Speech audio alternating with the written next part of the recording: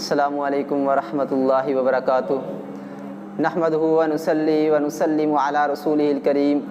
اما بعد فاعوذ باللہ من الشیطان الرجیم، بسم اللہ الرحمن الرحیم۔ سامعین ذی وقار، آج میں آپ کے سامنے ایک ایسا موضوع بیان کرنا چاہتا ہوں جو انتہائی اہمیت کے حامل ہے کہ کیا روزے کے لیے نیت کرنا یہ ضروری ہے یا یہ ضروری نہیں ہے۔ تو اس حوالے سے یہ بات یاد رکھیے کہ کوئی بھی عمل ہے اس کے لیے نیت کرنا یہ ضروری ہوتا ہے۔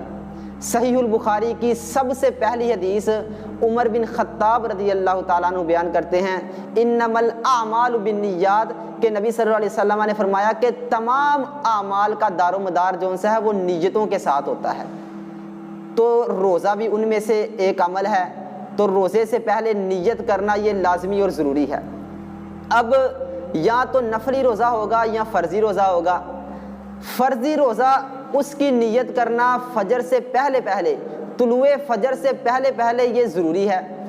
کیونکہ ابو داود کی روایت 2454 نمبر حدیث ہے، حضرت حفصہ رضی اللہ تعالیٰ عنہ بیان کرتی ہیں کہ نبی صلی اللہ علیہ وسلم نے ارشاد فرمایا، من لم یجمع الصیام قبل الفجر فلا صیام لہ، کہ جو بندہ فجر سے پہلے روزے کی نیت نہیں کرتا فلا صیام لہ، اس بندے کا روزہ ہوتا ہی نہیں ہے۔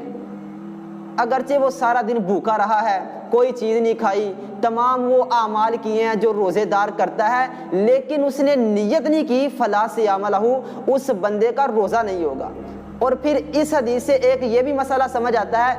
کہ یہ نہیں کہ ایک رات کے اندر پورے رمضان کے روزوں کی نیت کر لے تو یہ کافی ہو جائے گا، نہیں، بلکہ ہر روزے کی فجر سے پہلے نیت کرنا یہ بھی ضروری ہے،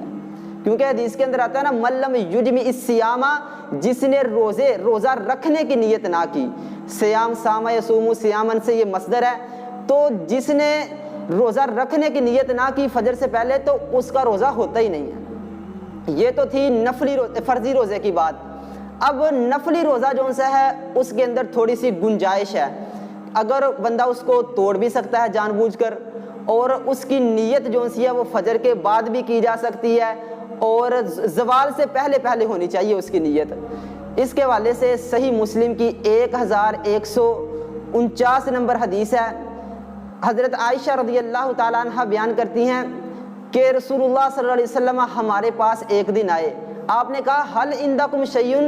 کیا تمہارے پاس کوئی کھانے کے لیے چیز موجود ہے؟ تو کہتے ہیں کہ ہم نے جواب دیا کہ ہمارے پاس کھانے کے لیے کوئی چیز موجود نہیں ہے۔ تو رسول اللہ صلی اللہ علیہ وسلم نے فرمایا، انی اذن لصائم، پھر میرا روزہ ہے۔ یعنی جب گھر کے اندر کھانے کے لیے کوئی چیز موجود نہ تھی تو آپ نے کہا کہ میرا روزہ ہے۔ اس حدیث سے یہ بات معلوم ہوئی کہ نیت نفلی روزے کی بعد میں بھی کی جا سکتی ہے، طلوع فجر کے بعد بھی وہ ہو جاتی ہے۔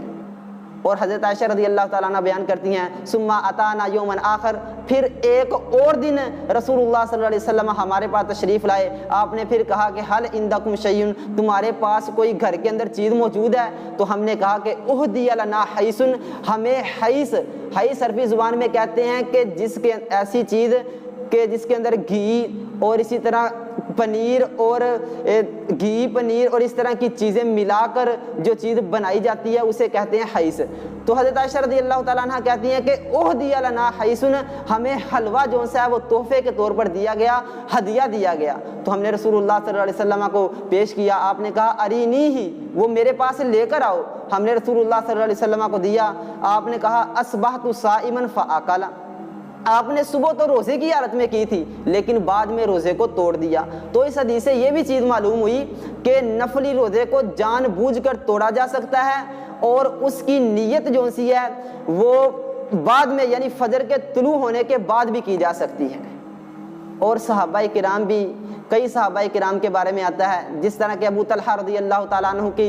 کا جو واقعہ مصنف عبد الرزاق کے اندر یہ واقعہ موجود ہے کہ ابو طلحہ رضی اللہ تعالیٰ عنہ اپنے گھر والوں کے پاس آیا کرتے تھے، کہتے تھے حل من غدائن، صبح کا ناشتہ ہے؟ جب گھر والے کہتے کہ نہیں ہے تو صام یومہ ذالک، تو وہ اس دن کا روزہ رکھ لیا کرتے۔ تو بات یہ سمجھ میں آئی کہ نفلی روزہ جو ہے اس کی نیت